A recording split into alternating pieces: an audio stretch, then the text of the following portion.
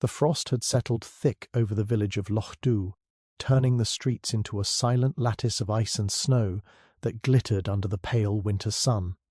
The festive lights in shop windows and the faint smell of roasting chestnuts did little to brighten the mood. That December morning something had happened at the Macfarlane estate, and the village buzzed with whispers that clung to the air like smoke. Hamish Macbeth, police constable and reluctant solver of the village's more peculiar problems, tugged his woolen scarf tighter against the chill as he trudged toward the sprawling old house at the edge of town. He had learned long ago that the appearance of a perfect Christmas day could hide the very worst of human behaviour, and this case seemed already to confirm it. The first thing that struck him when he entered the grand drawing-room was the odd stillness of it, as if time itself had been paused mid-breath. Lady Macfarlane, a petite woman with sharp eyes behind delicate spectacles, hovered near the fireplace, wringing her gloved hands. It's my brother," she whispered, her voice shaking. "He's gone. And there's this." She gestured toward the centre of the room, where a single snowdrop, fresh and pristine, lay atop the polished mahogany table. Hamish crouched to inspect it, noting that the flower had been carefully placed, almost ceremoniously, but there was no sign of blood, footprints, or struggle. It was the sort of clue that teased the mind, delicate yet infuriatingly opaque. "Hat you mean gone?" he asked, raising an eyebrow. Lady Macfarlane's fingers trembled over her lips, a nervous tic that Hamish had come to recognise in people trying to tell the truth while carefully hiding something. He was here last night. Dinner. Gifts. Everything seemed normal, and this morning, nothing. No sign of him. Not in the house, not in the stables, not anywhere. Her voice faltered, and Hamish noticed her eyes dart toward the servants' quarters where the staff clustered like nervous sparrows. The younger ones fidgeted under his gaze. The older ones maintained stoic expressions that suggested either habit or practice. Hamish stood, his breath forming misty clouds in the cold air. "So no one saw him leave?" he asked. Silence answered him. "Not even you, Lady Macfarlane." She shook her head, biting her lip. He always stayed in the drawing-room after dinner. He liked the fire, his brandy, and the snow falling outside. I didn't see him leave, and neither did anyone else." Hamish's eyes scanned the room carefully, noting the open French windows that led to the terrace, dusting of snow undisturbed at their threshold, locked doors leading to the rest of the house, and the single snowdrop in the middle of the table. He muttered to himself, "A message or a distraction, bah!" His attention shifted to the table itself. The snowdrop was flawless, unblemished, its white petals contrasting sharply with the polished dark wood. It was not native to this time of year, he realized, either imported or from a greenhouse kept private. That it had been left in such a precise manner suggested deliberate intent, but to what end? Hamish's instincts prickled. This was no ordinary disappearance, no simple domestic squabble. There was intention, perhaps even mischief, behind it, yet he could not tell if it was cruel, clever, or just plain absurd. His thoughts were interrupted by the sound of footsteps, soft, cautious, almost apologetic. Sergeant Blair appeared, cheeks pink from the cold. "Constable," she said, nodding toward the servants, "they're all saying different things. No two accounts match, and some of them, well, they're outright lying." Hamish pursed his lips. That was both comforting and worrying. Comforting because, in a village like Lochdu, lies were often small, self-serving and unplanned. Worrying because multiple lies suggested a deeper undercurrent of fear or complicity. He started methodically questioning, beginning with the butler, a stout man with a face like weathered stone. "I heard footsteps," the man said, "but I didn't see which way he went. I was polishing silver in the dining room." The cook, on the other hand, claimed she had seen him near the library at midnight, while the housemaid swore he had been in the kitchen. Each account conflicted with the others, yet all were delivered with such solemn conviction that Hamish could not easily dismiss them. By mid-morning he had mapped every claim against the house's layout and its single snow-covered exterior, and yet nothing added up. If anyone had left the house, it would have left traces, footprints, locks disturbed, snow-marked. But the estate was silent, the terrace untouched, and the snowdrop remained, impossibly pristine.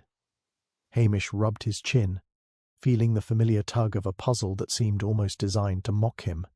He realized that the missing brother, the lies, and the curious floral message were all part of a web so carefully constructed that the first observer might see only a simple family disappearance. The reality, he suspected, was far more intricate and far more deliberately deceptive. He glanced out the frost-laden windows at the courtyard below. A single crow perched on the gatepost, its black eyes watching the house with an unsettling intelligence. Hamish allowed himself a small smile. In a village where everyone knew everyone else, and where secrets were usually buried under snow or whiskey, a disappearance like this promised intrigue of the kind that made a detective's life worthwhile. And he knew, instinctively, that the snowdrop on the table was not a mere ornament. It was a signal, a challenge, and perhaps the first clue in a case that would test not only his skill, but his patience, as every villager he encountered seemed determined to keep the truth hidden behind layers of polite denial, petty lies, and the faintly wicked joy of a very peculiar Christmas. The stage was set. Hamish Macbeth's investigation had begun, and already the house seemed to close in around him, full of shadows, secrets, and a single enigmatic snowdrop that refused to tell its story. Hamish stepped carefully across the polished floor, noting how the light from the frost-filtered windows bounced off the crystal chandelier above. He had learned early in his career that a room held secrets in the spaces between objects as much as in the objects themselves. While Sergeant Blair busied herself with taking statements in her methodical, procedural manner, Hamish allowed his gaze to drift over the drawing-room once more. The snowdrop still lay in the centre of the table, its petals immaculate. But something else caught his attention. An overturned silver inkstand at the far end of the desk, a tiny smudge of ink trailing toward the edge of the Persian rug. It was subtle, easily missed by anyone less observant, but to Hamish it spoke volumes. Someone had left in a hurry, or someone had staged the scene and neglected this small imperfection. He moved closer, crouching to inspect the smudge. It was faint, almost delicate, suggesting that the ink had been wiped, yet not entirely. The position of the spill, the way it stretched toward the rug's edge, implied that the person responsible had used the desk moments before departing. He made a mental note, filing it away with the snowdrop, the pristine windows, and the conflicting testimonies of the staff. Each detail was a thread, and he knew that the tapes. Try of truth would only emerge if he followed them carefully. Lady Macfarlane hovered nearby, wringing her hands. Do you think he could have left on his own?" she asked, her voice trembling, though her eyes betrayed a flicker of doubt she clearly hoped to conceal. Hamish shook his head slowly. "Not without leaving a trace," he said gently, "and not without someone noticing. You said no one saw him leave, yet—" He trailed off, letting the unspoken suspicion hang in the air. Blair returned from the kitchen, frowning. "Constable, we've checked everywhere. There's no sign of him. No footprints in the snow, no disturbance in the house apart from this inkstand. Everyone says they saw him last night in different places, but there's no physical evidence to confirm any of it." Hamish nodded, appreciating her thoroughness, though he had learned that the absence of evidence often revealed more than the evidence itself. Brr. He turned his attention to the staff. Each carried an aura of careful composure, yet their eyes darted toward one another in ways that betrayed unease. The housemaid, a young woman with bright red hair and a nervous twitch in her jaw, kept fiddling with a silver napkin ring. He noticed how her fingers lingered on it, almost as if trying to hide it or anchor herself with it. A similar habit was evident in the cook, who kept tugging at the corner of her apron. Hamish's instincts prickled. People who lie often reveal themselves in the smallest, most involuntary gestures. "What about last night?" he asked, keeping his voice calm, almost conversational. "Where was everyone during dinner and afterwards?" He let each person answer, listening more to the way they hesitated than the words they spoke. The butler recounted polishing the silver in the dining room, the cook described the kitchen, and the maid insisted she had been arranging the dessert table. There, stories overlapped, but gaps appeared where none should exist.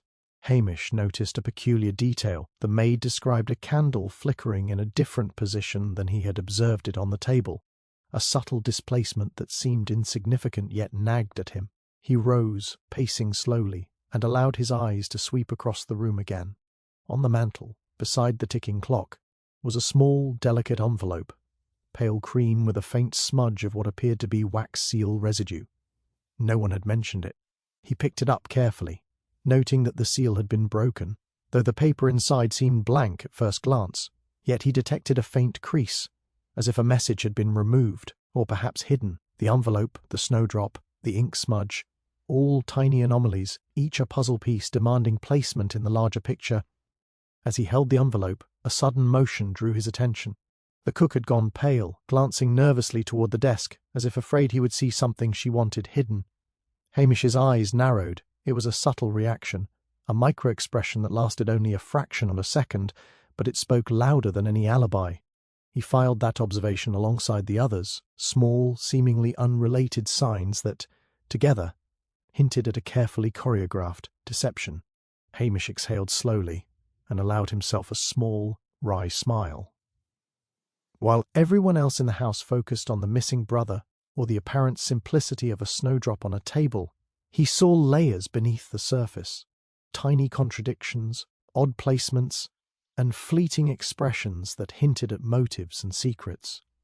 The real story was hidden not in the obvious but in the overlooked, and he already sensed that the threads of lies in Loch Dhu were starting to unravel. Somewhere among these carefully arranged objects and guarded reactions was the truth, and Hamish Macbeth knew that patience, a tent, ion, and a keen eye would be his greatest allies in bringing it to light. Even as the snow continued to fall outside, thickening the stillness of the estate, Hamish felt the first stirrings of clarity. The pieces were scattered, the path obscured, yet he could almost see the shape of the solution forming, hidden in plain sight and waiting for him to follow the subtle signs others had missed. And in the quiet tension of the drawing-room, with the snowdrop still immaculate and the house holding its breath, the detective's mind worked steadily, unravelling the puzzle one careful observation at a time. Hamish sat back in the high-backed chair near the fireplace, letting the warmth from the flames brush against his face, while he considered the tangled web of statements he had already gathered. The house, with its carved wooden panels and the faint scent of pine from the Christmas tree in the corner, seemed to close around him, heavy with secrets and half-truths. He knew that to unravel what had happened, he would need more than casual observation. He would need to listen, truly listen, to the voices of those who would rather conceal than reveal. He began with the butler, a man named Strechan, who had served the Macfarlane family for decades and had a reputation for unflappable loyalty. "Last night," Hamish prompted gently. "Where exactly were you after dinner?" Strachan's voice was calm, almost rehearsed. "I was in the dining room polishing silver, constable. I did not leave until the household retired for the night." Hamish's gaze swept the room, noting a slight smudge on the dining table's corner that didn't match the butler's account. He asked a few more questions, each answered with the same measured precision, but he noticed that Strachan's hands trembled faintly when mentioning the master of the house. Subtle, almost imperceptible, yet meaningful. Next came the cook, a woman named Mary, whose large, warm frame seemed ill at ease in the crisp drawing-room. "I was in the kitchen, preparing dessert," she insisted, her voice pitched higher than usual. Hamish's eyes lingered on her apron, which bore faint smudges of flour and sugar that seemed inconsistent with the meticulousness she claimed. "Did you see anyone pass through the hallway?" he asked, watching carefully. Her eyes flicked to the window, then to the clock. "No, I didn't notice anyone," she said, her hesitation betraying her. There was a pause, a breath held too long before she added, almost too quickly, except perhaps the maid. "She may have passed by, I suppose." Hamish noted the careful vagueness, storing it away. Someone was protecting someone, though it was not yet clear whom. The maid herself, a young woman named Fiona, sat nervously on the edge of a chair, her hands clutched tightly in her lap. "I was arranging the dessert table," she said quickly. "I didn't see anyone leave or enter the drawing-room." Hamish tilted his head slightly. And the candle? Its position seemed different from what the cook described. Fiona blinked rapidly, a flush creeping across her cheeks. I must have moved it when I set the table," she stammered. The explanation was plausible, yet Hamish sensed the careful avoidance of certain details. Her eagerness to offer a reason, almost before he could ask, suggested an effort to control the narrative, to guide him away from something. Lady Macfarlane's soft voice interrupted his thoughts. "Perhaps we are all overthinking it," she said, though her eyes betrayed a flicker of unease. "He may have simply wandered off." Hamish regarded her calmly, sensing her protective instincts but detecting the subtle tension in her shoulders, the slight narrowing of her eyes when she glanced at the servants.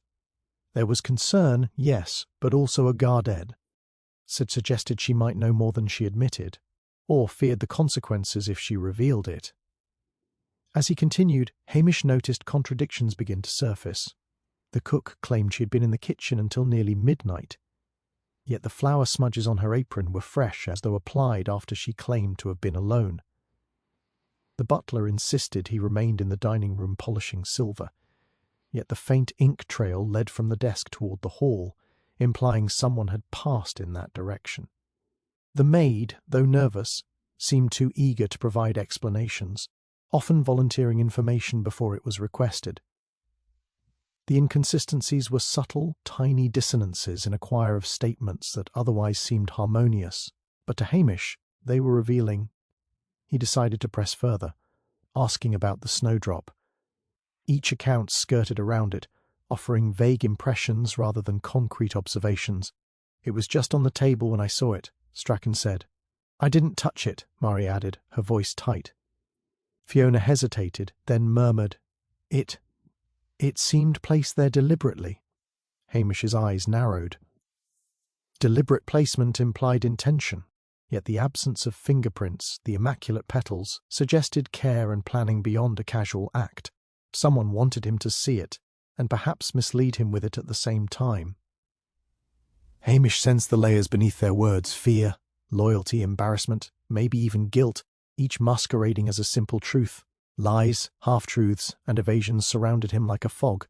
Yet the inconsistencies hinted at connections he could not yet fully discern. He realized that each person was performing their role in a delicate dance, offering fragments of reality while concealing crucial pieces of the puzzle. Listening closely, noting gestures and hesitations, he felt the pattern begin to emerge, like frost forming intricate shapes on the window pane. Fragile, precise, and waiting for him to trace it fully. By the time the questioning had circled back to Lady Macfarlane, Hamish had begun to assemble a map in his mind of who might know more than they admitted, and where contradictions clustered. The snowdrop, the ink smudge, the displaced candle, and the faint flower marks all seemed to converge around a series of deliberate misdirections. He allowed himself a quiet thought. In Lochdu, at Christmas time, everyone seemed cheerful and cooperative. But beneath the surface, deceit had taken root. It was subtle, almost polite, but it was there, and Hamish Macbeth would uncover it, thread by careful thread, until the hidden truth emerged from the shadows of that frost-bitten drawing-room.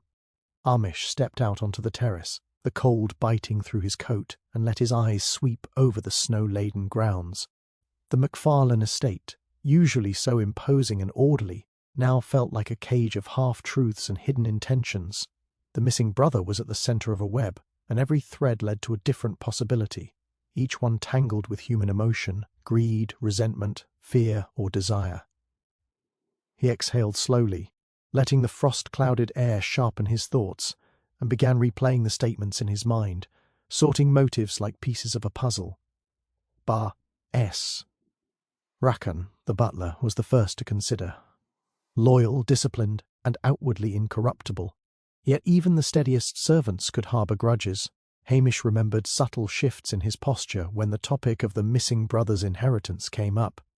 The Macfarlanes were an old family, and fortune was often as tightly guarded as the estate itself. A quiet ambition could explain a lot, a careful deception, a fabricated alibi, an overlooked clue. Hamish made a mental note to examine the butler's access to the house, keys and corridors. He moved unseen, but was never invisible to Hamish's careful observation. Then there was the cook, Mary, whose nervous glances and eager explanations suggested more than simple anxiety. She had been with the family long enough to know their secrets and routines intimately, but her pride and fear might have prompted her to manipulate events. Hamish considered the flower smudges, the inconsistent timeline of her whereabouts, and the faint ink trail leading toward the hall. Was it possible that she had discovered something she shouldn't have, or was she actively trying to redirect suspicion? Every small action became a question mark in the growing maze of motives. Fiona, the maid, presented a different kind of puzzle. Young, impressionable, and eager to please, she seemed overly anxious to demonstrate cooperation.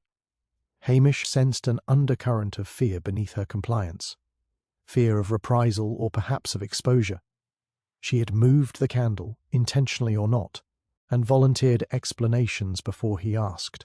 Her gestures and words hinted at knowledge she was trying to conceal without openly lying. Perhaps she had seen something in the dead of night, or perhaps she had been coaxed into taking part in a ruse. Either way, she was a critical node in the web he was beginning to trace, and Lady Macfarlane herself, outwardly composed yet internally taut with concern, could not be ignored. She had a clear reason to intervene, to protect her brother, or to conceal uncomfortable truths. Her careful phrasing and subtle evasions suggested that her involvement, if indirect, could shape the narrative in ways others might not yet perceive. Greed, loyalty, or fear of scandal could all influence her behaviour. Hamish could not discount the possibility that she had orchestrated parts of the household's movements to maintain appearances, a role that demanded discretion and precision. Hamish sat on the terrace bench, tracing the mental lines between the suspects. Each alibi had gaps, each explanation had an unspoken assumption. The missing brother's absence could benefit someone in multiple ways: a shift in inheritance, concealment of wrongdoing, or settling old grievances long buried under politeness and holiday cheer. He realized that the crime, or disappearance, was as much psychological as physical, a game played not just with actions but with expectations, perceptions, and fear. Every motive intersected with another: the cook's anxiety, the maid's eagerness, the butler's quiet ambition, Lady Macfarlane's protective instincts. No single theory could explain everything, yet each detail strengthened the suspicion that someone had orchestrated a subtle, deliberate manipulation of the household. He returned to the drawing-room, letting his eyes wander over the scene once more.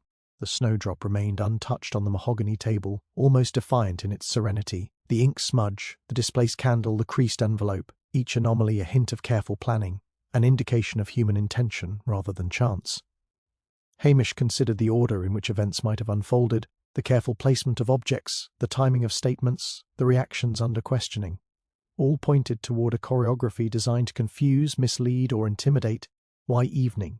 As the wind rose and rattled the windows, Hamish had charted the first rough map of connections and motives.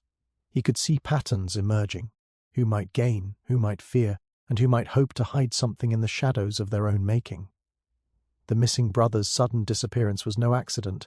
It was a mirror reflecting the tangled desires of everyone in the house, and in that reflection Hamish sensed the pulse of the truth waiting to be revealed. One carefully considered step at a time he would follow these eads through the maze, uncover the inconsistencies, and expose the hidden motives that bound this family together: intention, secrecy, and silent suspicion. As darkness fell and the candles flickered across the frost-speckled room, Hamish Macbeth felt a quiet certainty settle over him. The puzzle was complex, the motives intertwined, yet the strands of deception were delicate. With patience, observation, and a keen eye, he would untangle them, revealing the truth beneath the lies, and perhaps uncover the fate of the missing brother. In the process, Hamish returned to the desk, his eyes tracing the faint ink smudge one more time, when a sudden thought struck him. The envelope he had earlier inspected, so delicate and inconspicuous, had a subtle watermark, almost invisible under normal light, but under the flickering lamplight it revealed a barely perceptible crest. Not the Macfarlanes, Hamish noted, but an emblem he recognized from a neighbouring estate. Someone had brought it in deliberately. He carefully rifled through the contents again, and this time, by tilting the paper against the firelight, he discovered faint indentations, like a message had been written and then removed. Even without ink, the pattern suggested the letters R.M., the initials of a local merchant with a reputation for secret dealings. E considered the implications. If someone had left the envelope as a clue, it was meant to direct suspicion elsewhere. And yet, the authorities, always eager for resolution, might seize on it as proof and declare the case closed. Indeed, Blair and Strachan had already begun discussing contacting higher officials. "Constable," Blair said, holding a notebook filled with hurried scribbles, "this envelope seems a solid lead. Perhaps the missing brother went to visit RM and the others are covering for him, or he's hiding there for some reason." Hamish felt a twinge. Frustration.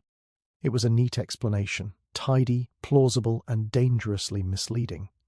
He allowed the others to pursue their premature excitement while he lingered in the room, scrutinizing the snowdrop again. Something about its deliberate placement, the calm, untouched perfection, struck him as incompatible with a mere errand or spontaneous disappearance. No one would stage such a detail unless they intended to misdirect, to make the situation appear innocuous while concealing the truth. Hamish's instincts, honed through years of village mysteries, flared. The case was far from solved. Blair, brimming with the satisfaction of discovery, urged the cook and the maid to recount their stories once more, hoping to reconcile the timeline with the supposed lead. The household fell into a flurry of activity. Fiona, the maid, eagerly recounted her previous movements with renewed emphasis, while Mary, the cook, nodded in careful agreement. Strachan, ever composed, adjusted his stance and rehearsed his account again, as if to strengthen the narrative that now seemed confirmed. To the casual observer, it was a breakthrough. Hamish, however, saw only layers of performance, each gesture too neatly aligned with the narrative the envelope suggested. Hamish stepped outside to the terrace once more, letting the night wind sting his cheeks. He observed the tracks in the snow carefully. There were no footprints leading to any neighbouring estate, and the path toward the village gate remained undisturbed.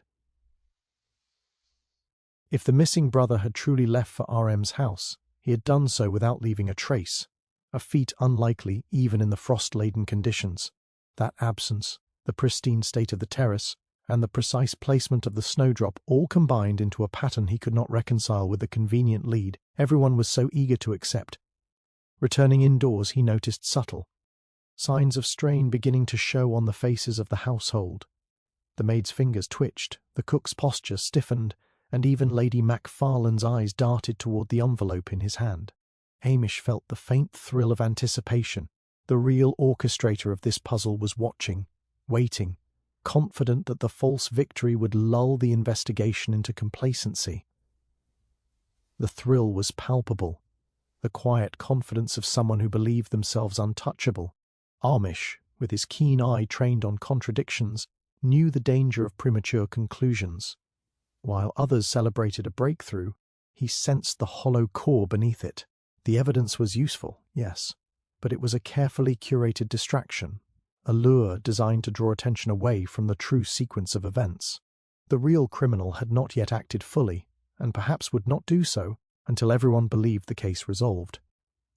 Hamish imagined the subtle manipulation at play, the ink smudge, the envelope, the snowdrop, each placed to suggest innocence while concealing the deliberate orchestration of a far more sinister scheme. E sank into the chair once more, gazing at the drawing room in a new light. The fireplace flickered shadows across the walls, and Hamish felt the pulse of the mystery shift, deepening into layers that demanded patience and vigilance. He understood now that a resolution imposed too soon could play into the hands of the person hiding in plain sight. The snow-laden silence outside, the polite but guarded faces of the household, and the perfectly placed snowdrop all whispered the same warning. The real story had yet to unfold, and the true architect of the disappearance remained in the shadows, ready to shape the next move. Hamish leaned back, letting his gaze linger on the room's subtle inconsistencies, the quiet signs of deception in every gesture and object. The authorities might celebrate, the household might exhale in relief, but he would not be fooled. In Lochdu, where everyone lied at Christmas, patience and observation were the only paths to truth, and Hamish Macbeth knew the night was far from over. Hamish remained in the drawing-room long after the others had retired to their rooms, the flickering lamplight casting long shadows across the polished wood and the snow-dusted terrace beyond the windows. The false lead had been allowed to dominate the day, and yet he could not shake the feeling that something vital had been overlooked. He let his mind drift backward, through old cases, minor disputes, and whispered rumours of the village. Patterns began to surface, subtle echoes of past incidents that now seemed relevant. It was the envelope, with its delicate watermark and the faint indentations, that first tugged at his memory. He had seen that emblem before, years ago, in connection with a dispute over property between a local merchant and a Macfarlane cousin, who had long since passed. The case had seemed trivial at the time, a minor quarrel over inheritance, resolved quietly and almost forgotten. Yet the connection resurfaced now, embedded in the seemingly innocuous envelope, as if someone wanted him to remember. Hamish's mind raced. What if the missing brother's disappearance was not merely an impulsive act, but the culmination of a decades-old tension? He revisited the household's accounts and statements in his head. The butler, the cook, the maid, Lady Macfarlane herself. Each had relationships and histories that went deeper than appearances suggested. There had been whispered tensions between Strachan and the late cousin, hinting at loyalty tested by family squabbles. Mary, the cook, had once been employed at a neighbouring estate connected to the same merchant, a fact she had never volunteered. Fiona, the young maid, had overheard conversations during her apprenticeship that hinted at secret arrangements and unspoken debts. The past was not dead, it had merely been lying in wait, shaping behaviours, loyalties, and lies. Hamish's attention returned to the snowdrop, pristine and deliberate. It seemed almost a ceremonial touch, a signature not just of the current scheme, but of something inherited from old grudges, carefully cultivated. Whoever had placed it knew how to manipulate appearances, drawing the eye toward a superficial clue while hiding the true motive. And now, with the faint watermark in the envelope and the indentations of a removed message, Hamish felt the threads of the past entwining with the present. He recalled a small report buried in the station archives, a minor theft in Lochdu 20 years prior, involving a Macfarlane family heirloom and a merchant's apprentice. At the time, the incident had been quietly resolved, with no charges pressed. The stolen item mysteriously returned, and the affair largely forgotten. But the patterns were familiar. The meticulous staging, the attention to detail, the deliberate misdirection. Could the current disappearance be an echo of that old case, a recalibration of old scores, hidden ambitions, and long-smouldering resentments? Hamish's instincts told him yes. He rose, moving toward the mantel, where the flickering shadows revealed minute scratches on the wood, so small they could easily be dismissed, yet to Hamish they suggested repeated handling of a certain object. He bent closer, and noticed, in the firelight, a faint set of initials carved into the edge. R.M., the same initials from the envelope. Suddenly, the connection snapped into focus. The merchant from the past, the minor theft, the long-dormant grudge, it all pointed toward a concealed network of influence and fear that had persisted quietly in the village. Hamish turned his thoughts back to the household. The false lead had been a lure, a distraction, but now he saw how each person might be implicated indirectly. Their relationships, past employment, loyalty, and knowledge intersected in subtle ways. No one acted purely in isolation, everyone's past was part of the pattern, shaping opportunities and motives. The missing brother had become the catalyst for old tensions to re-emerge, their influence masked beneath the polite surface of Christmas celebrations. Even Lady Macfarlane, with her protective composure, could not escape the echoes of earlier disputes. Hamish realised she must have been aware at some level of connections long forgotten by others. Her careful phrasing, her slight evasions, and her instinct to protect were not merely maternal, but informed by decades of family history and village memory. The threads of the past were woven into every statement, every gesture, and even the objects, the envelope, the snowdrop, the ink smudge. Hamish sat back once more, the firelight dancing across his thoughtful face. The investigation had shifted subtly, from a present-day disappearance to a complex overlay of historical grievances and hidden connections. The crime was no longer isolated. It had roots that stretched back years, even decades. He understood now that solving the case would require untangling not only the events of the last 24 hours, but also the subtle echoes of old disputes, loyalties, and deceptions, carefully preserved and waiting for the right moment to resurface. The night deepened and snow continued to fall silently over the estate. Hamish Macbeth felt the thrill of discovery stir within him. The past had returned, and with it the keys to understanding the present. Somewhere in the shadows, someone was watching, confident that history would shield their actions. But Hamish now held the lens that could bring the hidden connections to light. The game was far from over, and the truth, buried beneath layers of time and silence, was closer than ever. Hamish spent the early hours of the morning circling the drawing room in silence, letting the household stir around him. The snow continued to blanket the estate, muffling sounds and deepening the stillness. He knew that by conventional questioning alone, he might never uncover the truth. People in Lochdu were experts at masking their motives, and the false lead from the envelope had only reinforced the habit of careful deception. He needed something unconventional, something to unsettle the composure that the household so fiercely maintained. He returned to the centre of the room, glancing at the snowdrop once more. Its delicate presence seemed to mock him, perfectly placed yet obstinately silent. He picked it up gently and held it between his fingers, then placed it back on the table, this time in a slightly different position. It was a subtle gesture, almost imperceptible, yet it carried a psychological weight he hoped to exploit, the suggestion that he had noticed something they had not, that the order of objects mattered, and that someone's careful orchestration might not withstand scrutiny. He summoned the household, asking each member to recount, in precise chronological order, their movements and interactions from the previous evening. At first the responses were practiced and harmonious, the same stories he had heard before, polished and neat. But Hamish introduced a subtle twist. He asked each person not only what they did, but how long they spent on every task, down to the minute. The request seemed innocent enough, yet it forced them into a level of detail that made rehearsed accounts brittle. The butler, Strachan, recited his timeline smoothly at first, polishing the silver and arranging the dining room. But when Hamish asked how long it had taken him to polish the cutlery in the far corner near the sideboard, a slight hesitation flickered across his face. I cannot be certain," Strachan admitted, too quickly masking it with a small cough. Hamish noted the micro-expression, the subtle flicker of uncertainty in someone otherwise composed. Next came Mari, the cook. Hamish asked her to estimate the time she had spent arranging desserts and cleaning the kitchen floor.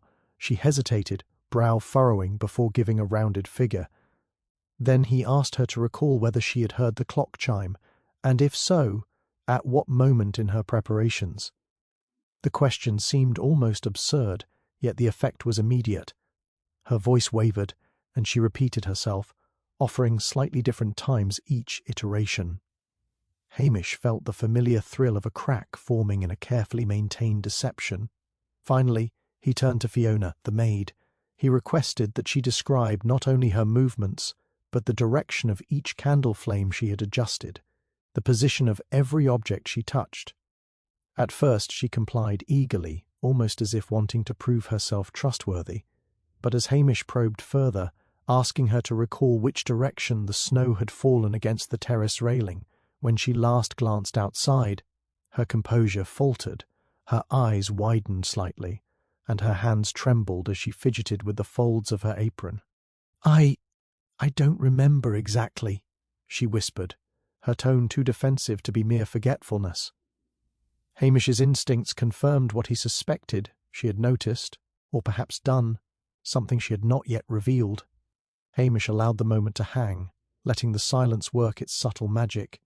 People often stumbled when they believed the observer held insight into hidden details, even without proof. The slight adjustments he had made, the repositioned snowdrop, the insistence on temporal precision, the seemingly trivial questions about candle flames and snow, were all psychological probes designed to expose cracks in the facade. The trick was not to confront them directly, but to make them confront themselves, revealing inconsistencies without overt accusation. Lady Macfarlane, observing from the side, seemed uneasy under the mounting tension, glancing between the servant and her missing brother's belongings. Hamish allowed a small smile to tug at his lips. The household's careful composure was beginning to fray. Each subtle reaction, each hesitation, each micro-expression added layers to his understanding of what had transpired. The truth was there, hidden behind fear, loyalty, and pride, and these unconventional tactics were pulling it into view, piece by deliberate piece. Why, mid-morning, Hamish had begun to map the reactions, noting which statements were consistent and which revealed fissures beneath the surface. The cracks in Fiona's and Mari's accounts suggested someone in the household had manipulated events, or witnessed something significant, and the timing, the objects and the gestures all converged toward a realization that had eluded him when relying solely on conventional observation. The snowdrop, the ink smudge, the envelope, and now the subtle psychological tests were forming a lattice of evidence and intuition. Hamish Macbeth sensed that the first clear glimpse of the truth was finally within reach, waiting for the next step to illuminate the carefully hidden path. Hamish had just begun to assemble the mosaic of observations into something resembling a coherent timeline when the household was suddenly plunged into a minor chaos. He had returned to the desk to inspect the envelope one more time, hoping to discern further faint indentations, when he noticed it was no longer in its previous position. At first he thought he had mislaid it. The surrounding area told a different story. The ink smudge had been wiped clean, faint traces of fingerprints obscured, and the snowdrop had been moved back to its original place, as if nothing had been disturbed at all. A subtle but deliberate erasure had taken place. "Where's the envelope?" Hamish asked sharply, his voice carrying through the drawing-room. Mary, the cook, blinked, a hand pressed to her chest. I don't know, Constable. It was here a moment ago." Strachan, the butler, stood rigid, eyes flicking toward the desk as if measuring Hamish's reaction. Fiona, the maid, shifted uneasily, tugging at her apron and glancing at the window where the first light of snow reflected on the frost. Everyone's gaze danced nervously, and the tension thickened like fog. Hamish crouched to inspect the desk once more. The indentations on the envelope, the slight smudge of ink, and even the way the snowdrop had been repositioned, all pointed to careful manipulation. Someone had deliberately altered the scene, not randomly, but with knowledge of what Hamish had noticed, what he had been tracking. The thought struck him sharply. The perpetrator was not only clever but aware of the investigation's progress. They were anticipating his moves, trying to stay a step ahead.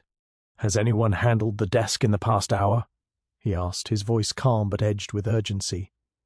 The room fell silent. Lady Macfarlane's lips pressed into a thin line, her hands folded tightly.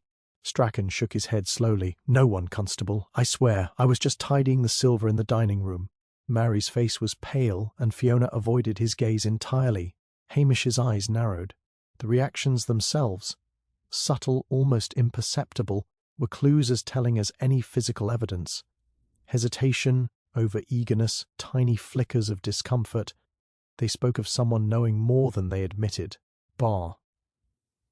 He moved toward the servants' quarters, scanning the hallways for signs of tampering.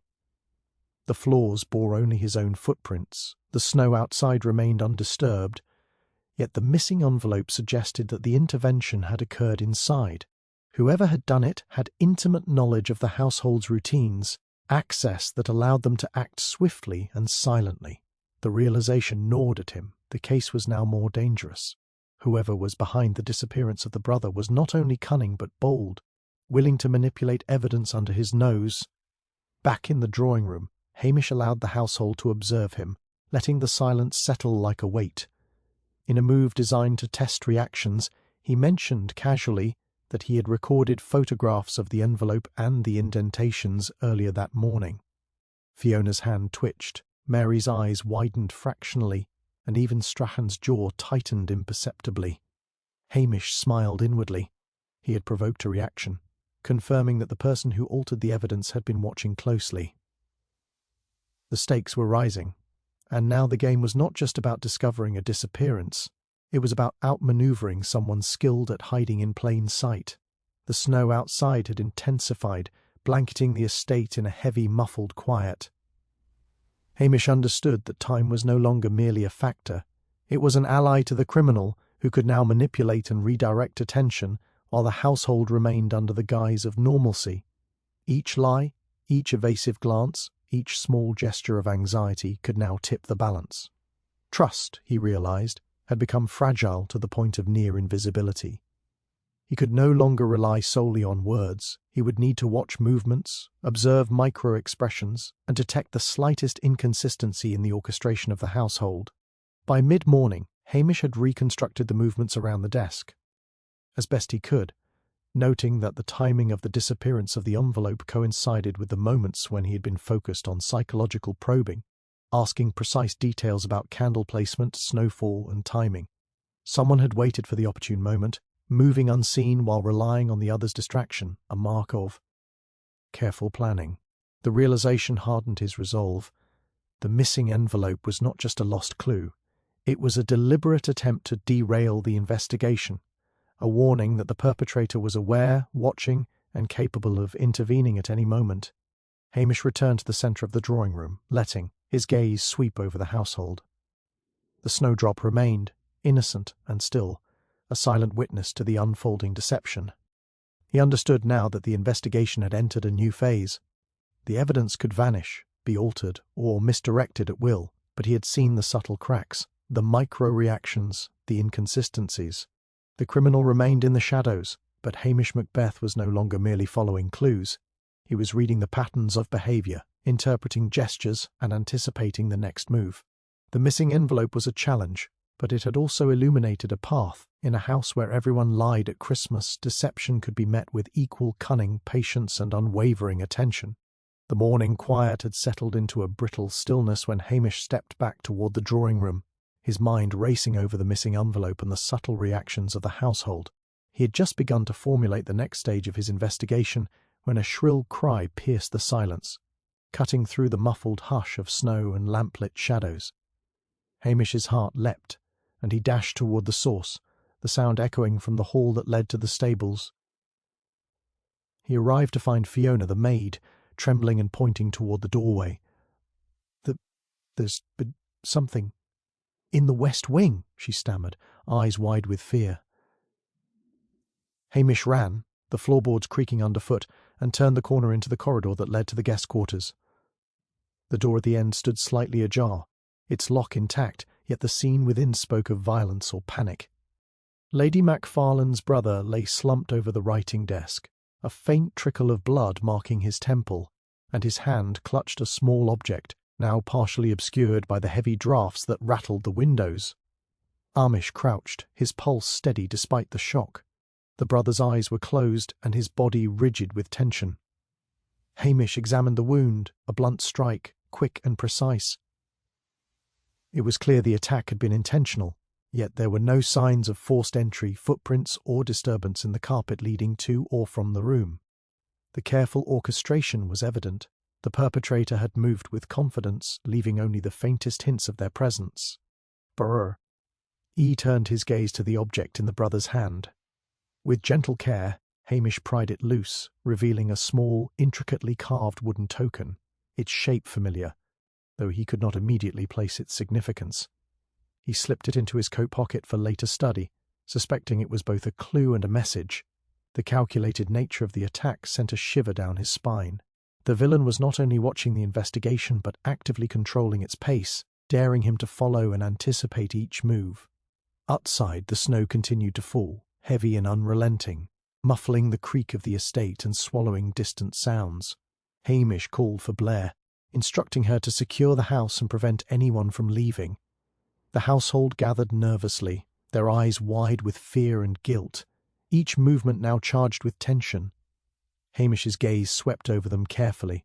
Subtle twitches, micro-expressions, and evasive glances all told him that someone among them had orchestrated this latest event, ensuring that the stakes had risen sharply.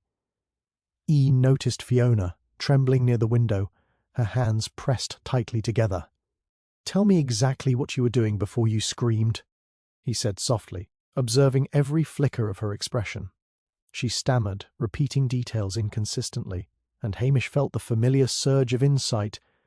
She had either witnessed the attack or been manipulated into facilitating it, knowingly or not.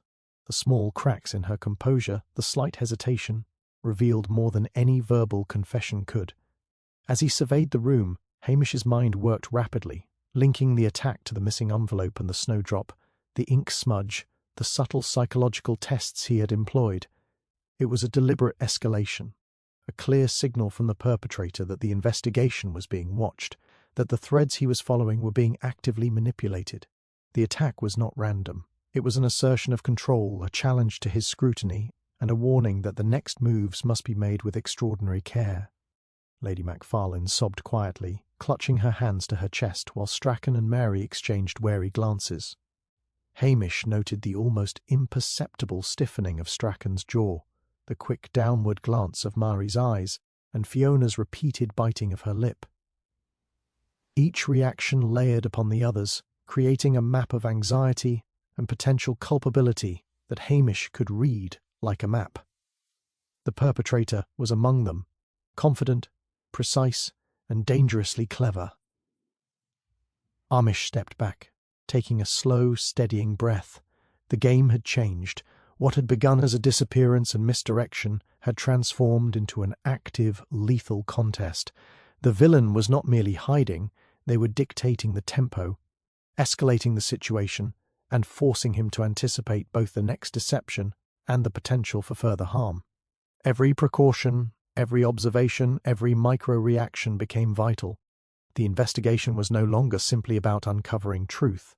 It was about preventing the next attack, protecting the household, outwitting a mind several steps ahead. Hamish Macbeth felt the weight settle on his shoulders, a familiar mixture of adrenaline, caution, and focus. The snow-laden estate had become both a battlefield and a chessboard, and the pieces were moving according to a strategy designed to challenge him at every turn. The real villain was out there, patient and calculated, and Hamish knew that only by reading the smallest cues and thinking beyond the obvious could he hope to prevent another tragedy. The Christmas of lies had deepened, and the night's shadows seemed to whisper that the game was far from over. Hamish spent the remainder of the morning pacing the drawing room, letting the chaos settle into a tense quiet that was almost tangible. The household lingered in clusters, each person restless, their eyes flicking nervously toward one another, as if the next revelation might erupt at any moment. The attack on the missing brother had shifted the investigation into a higher gear, but amidst the panic, Hamish's mind worked like a loom, threading fragments of evidence together in search of a pattern. He returned to the snowdrop, now slightly wilted from its repeated handling. Something about it had always felt deliberate beyond mere decoration, a visual cue that drew attention while hiding intention. As he tilted it under the morning light, a memory surfaced. During the initial questioning, Fiona had idly brushed a finger along the stem, almost unconsciously, and murmured something about always knowing where it should go. At the time he had filed it away as a trivial, nervous habit. Now, after the attack, the comment returned to him with stark clarity. He crouched beside the table, replaying the events of the last 24 hours in his mind. The ink smudge, the repositioned candle, the envelope, and now the carefully placed snowdrop all pointed to a meticulous mind or orchestrating small cues and diversions. Each act had seemed isolated at first, but the repetition and precision revealed a subtle logic. The perpetrator had been guiding attention, controlling perception, and manipulating responses all along. Hamish's gaze swept the room again, lingering on the objects he had scrutinized repeatedly. The ink smudge on the desk, faint but persistent, traced a line that connected not just to the envelope, but to the pathway Fiona had taken during her midnight rounds. The candle, moved slightly from its original position, corresponded with Mary's repeated insistence on the timing of dessert preparations. Each small deviation, each seemingly insignificant gesture, was part of an invisible choreography that had allowed the villain to operate in plain sight, undetected until now. He considered the wooden token clutched in the brother's hand, the intricately carved initials, the faint traces of ink, the worn edges. It was a signature, a calling card, a subtle signal. that the attack was not random. Placing it alongside the repositioned snowdrop and the envelope, Hamish realized that the villain had been embedding hints within everyday objects, relying on the household's assumptions and distraction to conceal the true thread of the crime. The key was not in grand gestures, but in these micro-patterns, carefully repeated and slightly altered, each one a breadcrumb meant to mislead or to test observation. A sudden recollection struck him. Strachan, the butler, had adjusted a silver candlestick in the dining room, ostensibly to straighten it, but the subtle tilt he had imposed aligned perfectly with the snowdrop's slight shift on the table and the direction of the ink trail. At the time, Hamish had dismissed it as habit or pedantry. Now it crystallized into a meaningful gesture, one that indicated the villain's awareness of how minute changes could manipulate perception. The realization hit him sharply. The pattern had always been there, hidden in the interplay of objects and behavior, waiting for him to connect the dots. He rose and let his eyes scan the household once more. Fiona's nervous gestures, Mary's tight-lipped explanations, Strachan's precise movements, and Lady Macfarlane's controlled expressions were no longer isolated quirks, they were elements of the same design. Each person's behavior intersected with the objects, the subtle cues, and the timing of events. Hamish saw how the villain had exploited trust, predictability, and habit, turning them into tools of deception. His pieces clicked together. The false leads, the psychological probes, the stolen envelope, and now the attack itself, were not disparate acts but chapters in a single carefully plotted narrative. The villain had been daring him, steering attention away from the true path, and yet, by observing these subtle cues, Hamish could finally trace the invisible thread. The key had been in plain sight all along, not in dramatic clues but in repeated patterns, small habitual gestures, and the slight manipulation of everyday objects. Hamish Macbeth leaned back in the high-backed chair, a quiet smile tugging at his lips. For the first time since the snow began falling over the Macfarlane estate, he felt the tension of the puzzle begin to ease. The chaos, the lies, the attacks, all had a rhythm, a subtle pattern, and now at last he could see it. The villain's design was no longer a mystery, it was a map, delicate and intricate, waiting for him to follow it to its inevitable conclusion. And as he traced that map in his mind, Hamish knew that the next step would bring the truth out from the shadows into the light. Mish sat quietly, letting the rhythm of the household settle into a tense, brittle silence while he traced the emerging pattern of cue. Gestures and subtle manipulations in his mind.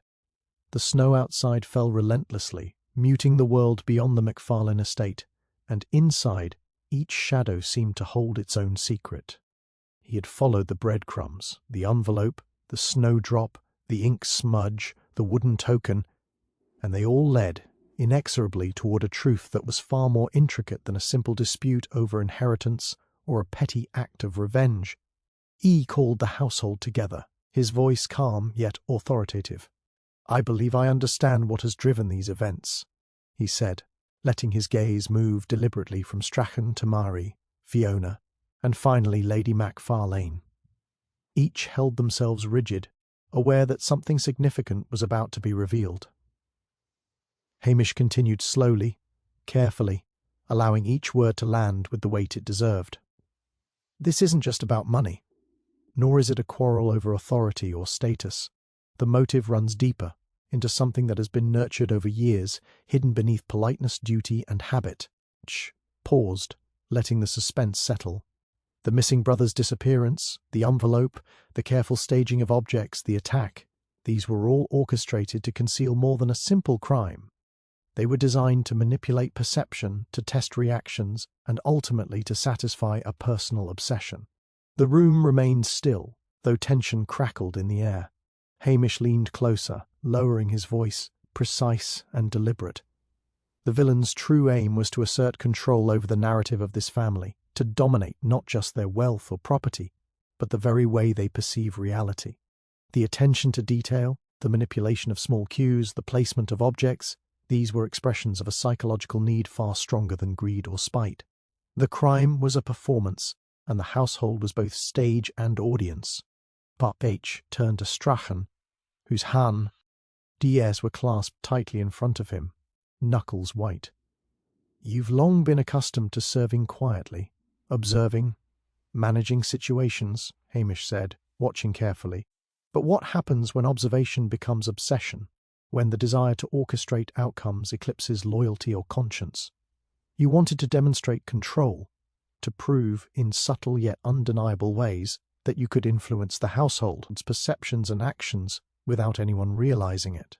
The attacks, the staged cues, the misdirection, they were your instruments." Strachan's face tightened, eyes narrowing, a brief flicker of guilt or recognition passing across his features. Hamish's gaze then shifted to Mary and Fiona. "Your behaviours, the nervousness, the gestures, the eagerness to volunteer, were all part of a chain reaction he anticipated. He relied on the predictable responses of others to conceal his own designs, and in doing so, allowed the web to expand, drawing in each of you as unwitting participants in a psychological experiment." Lady Macfarlane's lips parted, her breath catching as comprehension settled over her. "But why? Why go to such lengths?" she whispered. Hamish's eyes softened slightly as he addressed her. "Because the obsession was never with objects or wealth. It was with proving mastery over human perception, demonstrating that he could shape reality itself within these walls. The lengths he went to were extreme, because his need for control is absolute, overriding empathy, ethics, even the value of life. The attack on your brother wasn't impulsive. It was a carefully calculated escalation, designed to reinforce the illusion that he was untouchable, and to test the limits of your awareness and his own power." The room was silent, save for the faint hiss of the wind against the window panes. Hamish let the words linger, knowing that understanding the psychological motive was then a matter of intellect. It required recognizing the dangerous depth of obsession. "This is not simply a crime of convenience or malice," he said finally. "It is an assertion of identity, a display of control, and a measure of dominance over those whose trust he has manipulated for years. That is why the deception was so meticulous, why the cues were embedded in the ordinary, why the envelope, the snowdrop, and the ink smudge were designed to mislead. He wanted to create a puzzle that could only be solved by observing, interpreting, and anticipating, the very skills he prizes in himself." Strachan's shoulders sagged imperceptibly, the first crack in his composure. Hamish leaned back, allowing the weight of the revelation to settle over the household. The motive, once hidden beneath layers of misdirection and carefully orchestrated behavior, was now clear. It was a psychological dominion, a demonstration of power far beyond material concerns.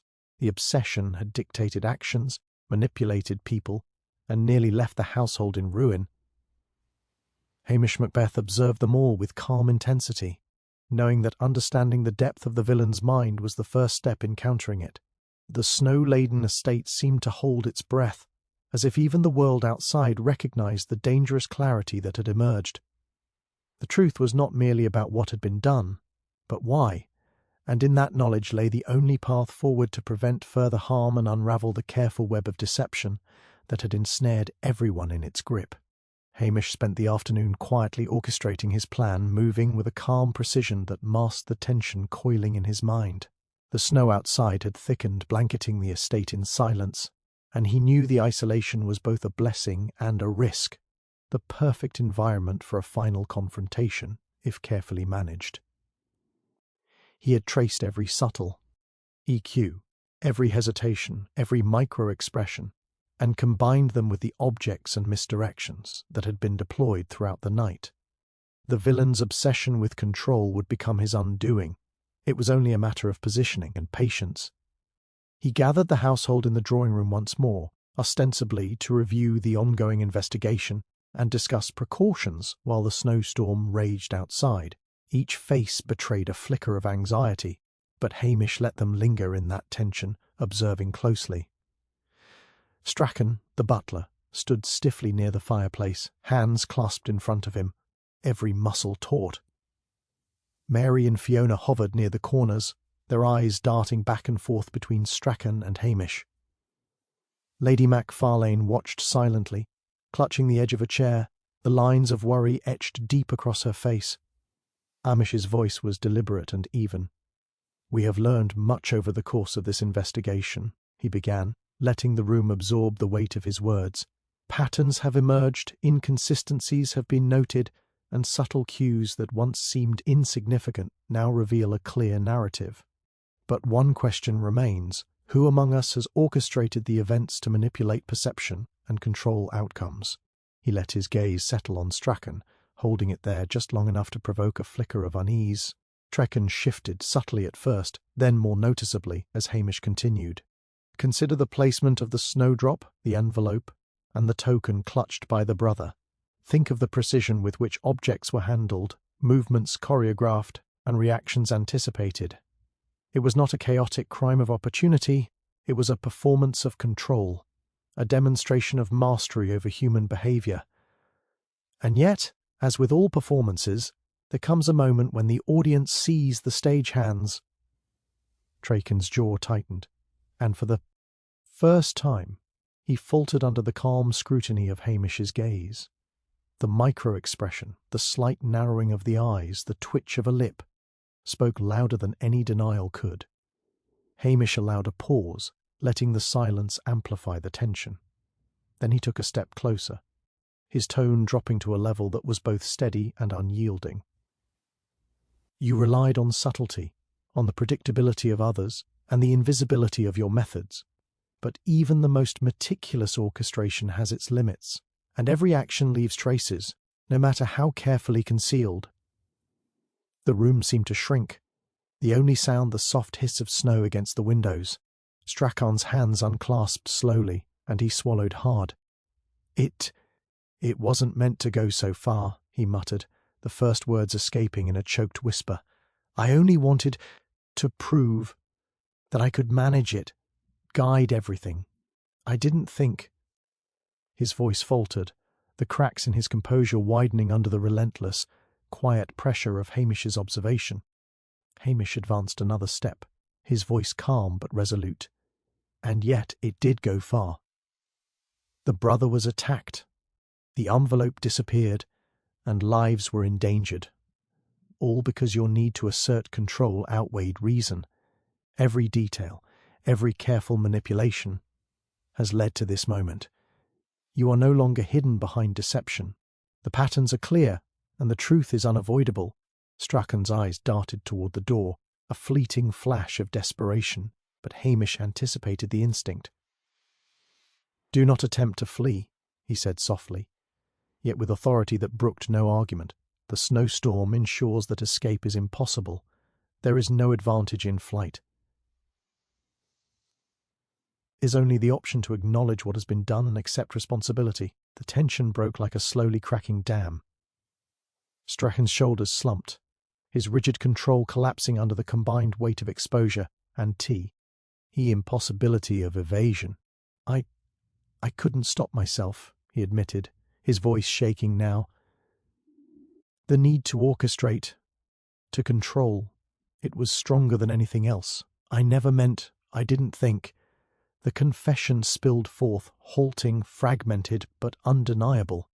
Hamish's eyes softened slightly as he nodded, the culmination of weeks of observation, deduction, and psychological insight finally reaching its climax. The danger had been neutralized, the villain's motives exposed, and the patterns of deception unmasked. In that moment the McFarlane household exhaled collectively, tension giving way to relief and the dawning understanding that the nightmare had been contained.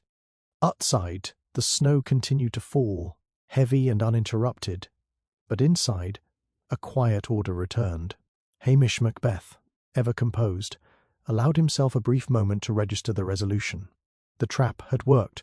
The truth had been revealed not through force or accusation, but through patience, keen observation, and understanding the subtle psychology that had driven the crime. The game was over, and the household, shaken but intact, could finally begin to reconcile with the truth. The household exhaled collectively, the tension easing as Strachan's confession settled into the room like a weight finally lifted. Hamish allowed himself a brief moment of satisfaction, noting the relief washing over Lady Macfarlane and the servants alike. The snow continued its silent descent outside, blanketing the estate in pristine white, and for a fleeting instant It seemed as if the nightmare that had gripped the Macfarlane home was truly over. Boo, instinct, honed over years of small-town mysteries and deceptive human behaviour, kept Hamish alert. Something in the rhythm of the confessions and the expressions around him felt incomplete. He studied Strachan, who now sat slumped in the chair, shoulders heavy with guilt. There was truth in the man's admission, certainly, but it lacked the subtle weight of the entire orchestration. The pieces fit, but not perfectly. There was a margin of imperfection that tugged at Hamish's mind. He let the silence stretch, allowing the household to settle further, and then moved casually toward the mantel where the snowdrop had been moved and repositioned so many times. His fingers traced the delicate petals absent-mindedly, but his eyes flicked to the firelight and the shadows it cast. Then he noticed it, a subtle scuff on the hearth, a mark too deliberate to be the result of casual movement. It suggested someone had been crouching there, manipulating something unseen. A chill ran down his spine. Strachan had been meticulous, but the mark did not belong to him. Hamish's gaze swept the room. Fiona and Mari had been observing silently, their tension slightly tighter now, their expressions less relieved. And Lady Macfarlane, who had stood quietly by the chair, now had a shadow of something deeper flickering across her features, a hesitation, almost imperceptible but enough to make Hamish pause. He crouched subtly, examining the floor near the window. There, barely noticeable under the lamplight, was a faint impression of a footprint, smaller, lighter, yet clearly distinct from anyone else's. Bah! His mind raced. The sudden realization struck him with clarity. Strachan had been a willing participant, the visible villain, but he had not acted alone. Someone else had guided him, carefully orchestrated events behind the scenes, and allowed him to serve as a convenient scapegoat. The patterns, the cues, the staged attacks, they were too carefully layered, too precise for just one obsessed mind to manage entirely. There was a second hand at work, a more cunning presence shaping the narrative from the shadows. Hamish rose slowly, moving toward Lady Macfarlane, his eyes meeting hers with a calm intensity. "You have watched, guided, and waited," he said softly, almost conversationally. "All of us believe Strachan to be the mastermind, but these subtle manipulations, the cues, the placement of objects, the psychological tests, suggest a second mind at work. Someone who understood both him and the household, someone who knew how to exploit weaknesses without ever revealing themselves." Lady Macfarlane's lips parted slightly, and for the first time her composure faltered. She met his gaze, eyes wide, calculating, and Hamish caught the briefest flash of awareness, of being observed in return, not just by him, but by the realization that the net was tightening around her. It wasn't supposed to be like this," she whispered, voice trembling. "I only wanted to protect the family, to control what could happen." "Brr." Hamish nodded subtly, confirming the layers of deception. The real mastermind had used Strachan's obsession as a tool, allowing the butler to believe he was in control while the true architect manipulated outcomes from behind the veil of propriety and trust. Every false lead, every misdirection, and even the second attack had been a carefully calibrated test of perception, designed to mislead Hamish until he had the patience to recognize the deeper pattern. He let the weight of his insight settle over the room, observing the flicker of fear and realization in Lady Macfarlane's eyes. The snow outside continued its quiet descent, as if holding its breath for the final revelation.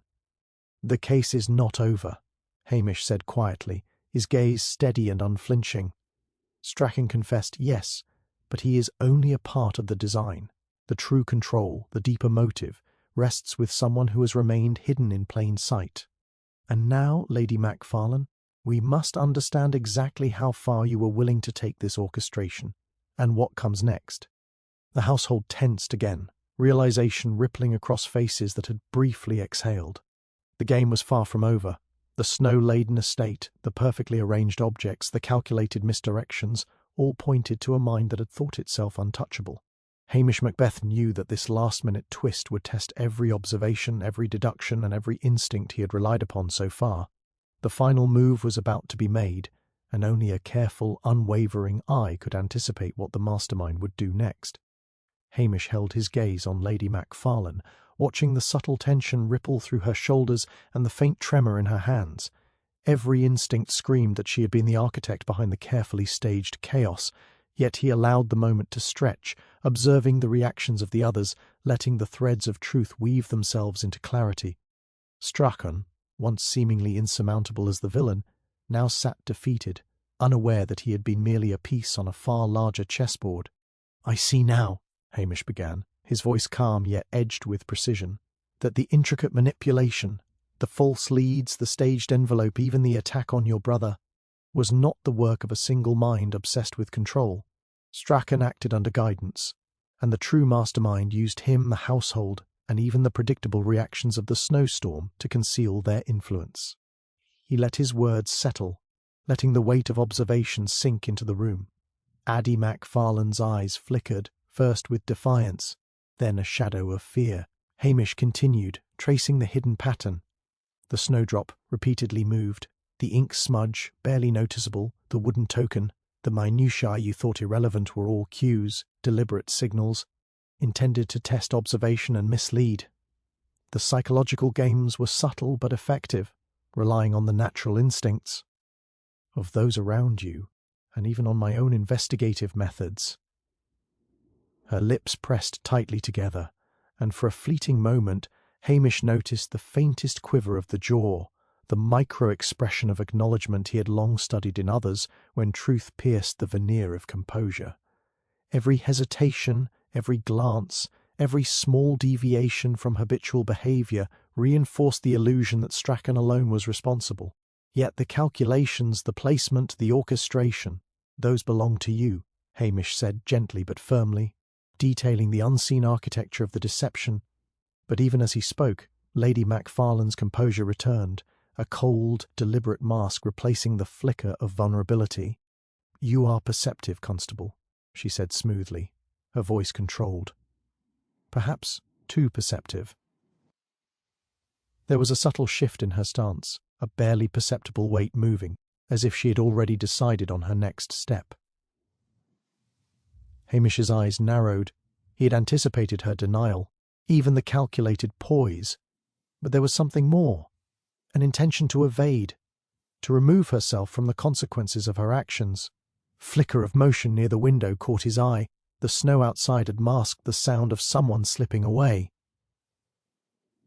Hamish's gaze followed the faint footprints in the new-fallen snow, leading away from the estate under cover of the storm. His intuition tightened instantly.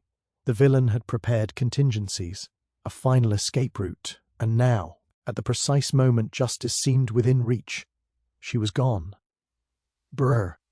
He exhaled slowly, letting the shock settle.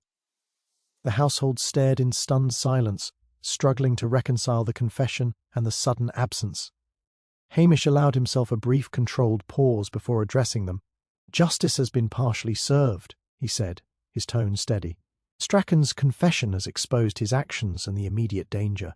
But the Rue architect, who manipulated him, orchestrated the events and guided this series of crimes, has chosen to evade capture, leaving only the evidence, the patterns, and the consequences of their influence behind." He moved through the room, pointing to the subtle cues the household had overlooked. The snowdrop slightly shifted back, the faint smudge on the desk, the token with its hidden initials. Each clue was deliberate, designed to mislead and to test observation. Most of you missed the small gestures, Fiona's repeated lip-biting, Mari's timing discrepancies, Strachan's subtle movements, because they seemed trivial at first. But they formed the architecture of manipulation. That is why it took patience, careful attention, and understanding of psychology to see the full picture. The family remained silent, absorbing the explanation, the implications, and the unsettling reality that the mastermind had escaped. Hamish continued, calm and measured. "The lesson here is that even when the visible threat is revealed, there can remain a hand in the shadows guiding events. The escape does not nullify the investigation.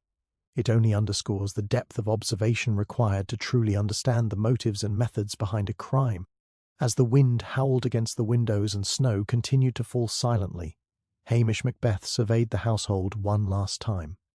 The immediate danger was neutralized, but a shadow of unease lingered in the room and in the empty estate outside.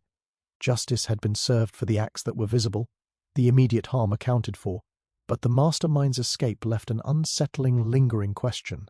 The puzzle had been solved, almost, but the final piece had slipped away into the storm, a reminder that in Lochdu, even when the detective is one step ahead, human cunning can always hide just beyond reach. The wind had eased by late afternoon, leaving a brittle quiet over the snow-covered estate. Hamish Macbeth walked slowly along the path toward the village, his boots crunching over the hard, glistening snow. The household behind him had settled into a fragile calm. The immediate danger had passed. Strachan's confession had clarified much, yet the escape of the true mastermind left a subtle tension that could not be ignored. He inhaled the sharp winter air, letting the stillness sharpen his thoughts. As he passed the frost-laden hedges, his mind replayed every detail of the case: the envelope, the snowdrop, the token, the staged attack, and the seemingly trivial reactions of the household members. Each had been a thread, some woven into patterns that revealed motive, others misdirecting like deliberate shadows. Hamish smiled faintly. It had been a case of layers, each concealing another, requiring patience and observation to see the full tapestry. And yet, even as he recounted the events in his mind, a small anomaly nagged at him, a detail that did not quite fit the neat resolution. It was the wooden token, innocuous at first glance, with its faint initials carved delicately into the surface. Had thought its primary purpose was to mislead the household and serve as a psychological clue for him to interpret. But as he walked past the frozen stream bordering the estate, he realized he had overlooked one element: the pattern of the carvings. Subtle, almost imperceptible, they mirrored a set of coordinates, or perhaps a sequence. A signature, not merely as a psychological tool, but as a breadcrumb pointing elsewhere. The realization stirred a quiet thrill in him. The mastermind had left something deliberately unfinished, a hint at a story still unfolding. He glanced back at the estate, the windows catching the pale winter light. The doors were shut, the household inside recovering, yet he could not shake the feeling that the game was not over. The mastermind's mind, patient and cunning, had calculated every move to control the narrative. Strachan had been the visible player, but the true architect remained elusive, leaving a whisper of challenge embedded in the small, precise details. Hamish's sharp eyes caught the slightest flicker in the reflection of a window pane, a shadow of movement too fleeting to identify. It was nothing tangible, yet it served as a reminder. The villain's reach was not yet fully diminished. The village lay ahead, quiet under the blanket of snow, smoke curling gently from chimneys. Hamish knew that in his line of work, closure was often temporary. Crimes left traces, and human behaviour, unpredictable and layered, always presented the possibility of further deception. The escape of the mastermind was both frustrating and invigorating, a puzzle left incomplete, an invitation for the mind to remain alert. He allowed himself a faint, wry smile. Lochdu had a way of keeping even the most meticulous detective on his toes. As he approached the inn, he paused, letting the wind catch at the collar of his coat. A folded note lay on the windowsill of the inn's porch, undisturbed until now. Hamish picked it up carefully, noting the handwriting, neat, deliberate, almost playful. It contained a single sentence, cryptic yet precise: "Some truths are meant to be chased, not caught." Hamish's eyes twinkled as he read it twice, appreciating the audacity behind the message. The mastermind had vanished, leaving a final clue, a challenge, and perhaps even a warning, an assurance that the game would continue in some form. Pocketing the note, Hamish resumed his walk toward the warmth of the inn. He reflected on the case in its entirety, the patterns, the obsessions, the psychological intricacies, and the small gestures that had revealed the deeper truth. Justice, in its immediate sense, had been delivered. Strachan had confessed, the household was safe, and the primary threats neutralized. Yet the lingering sense of unfinished business, the subtle signs of the mastermind's escape, and the cryptic note reminded him that mysteries often left traces, and vigilance was eternal. He entered the inn quietly, greeted by the smell of peat smoke and the subdued chatter of villagers. Sitting down by the hearth with a warm cup of tea, Hamish allowed himself a rare moment of reflection. The snowstorm had passed, the household had survived, but the echoes of deception and human cunning still lingered in the corners of his mind. He knew the MC Farlane case would not be the last to challenge him, that new puzzles awaited beyond the frost-laden hills, and that each subtle gesture, misplaced object, or whispered secret could conceal the next mystery. N.D. So, as the flames danced in the hearth and the wind whispered outside, Hamish Macbeth leaned back, calm yet alert. In Loch Dhu there were always shadows waiting for the keen eye, and some truths, no matter how carefully hidden, always invited pursuit. The snow fell silently, covering the world in white, but for Hamish, the pursuit of the unseen, the unravelling of carefully laid deception, had only just begun.